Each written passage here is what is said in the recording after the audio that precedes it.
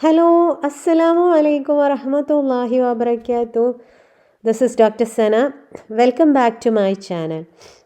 So, let's discuss today's topic. Today, we are discussing about the topic how female arousal differs from the desires.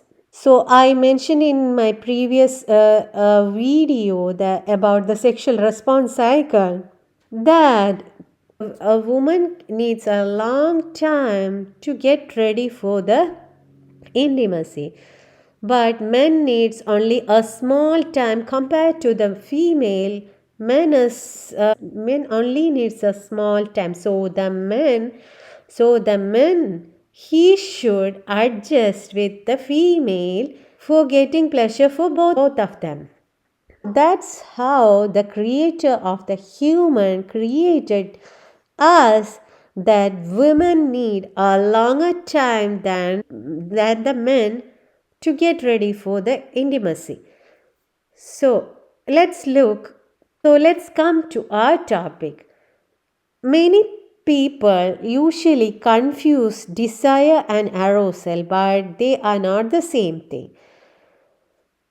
Uh, let's look into sexual desire, the libido.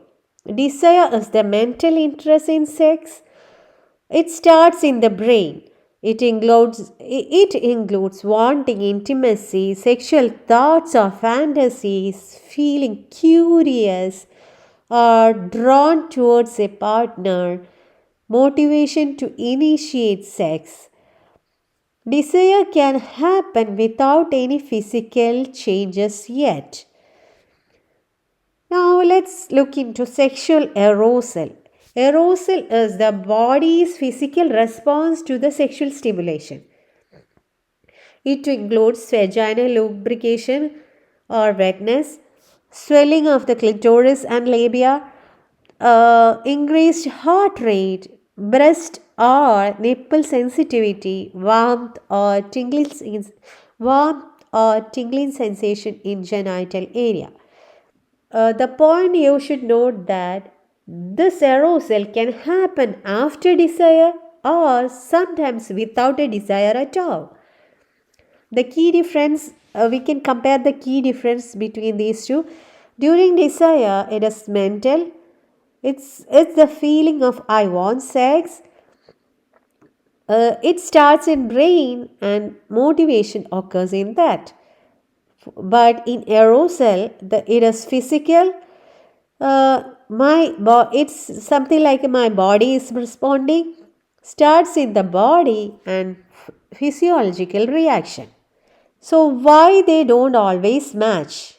So let's look into why they don't always match. Women often experiences something called non-concordance. This means the body may show arousal, that is lubrication, without feeling desire. Or a woman may feel desire but body takes time to respond. This is normal and very common.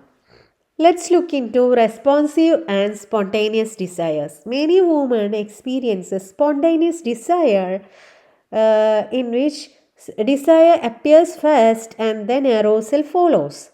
This is commonly in early relationships times. Now let's look into responsive desire.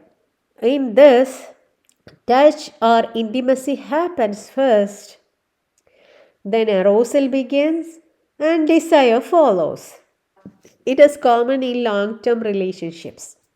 This is why emotional safety and context matters more for women.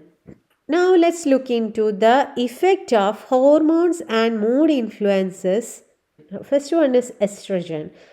Helps in arousal, that is lubrication and sensitivity. Testosterone influences desire. Stress and cortisol reduces both the arousal and desire.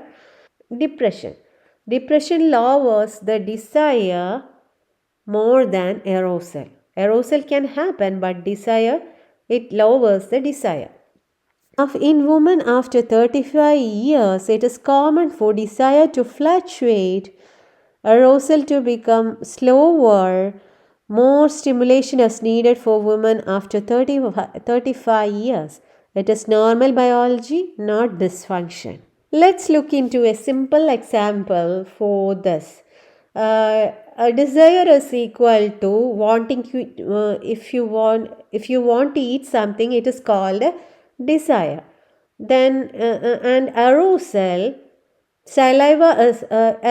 is equal to saliva is forming when you smell food.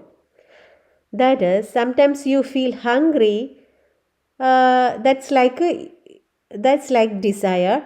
Sometimes you smell food and saliva forms even you weren't hungry. That is arousal. So that's the point I want you to note today. Let's stop over here today. We'll come back with another topic in the next video. Thanks for watching. Assalamu alaikum wa rahmatullahi wa barakatuh.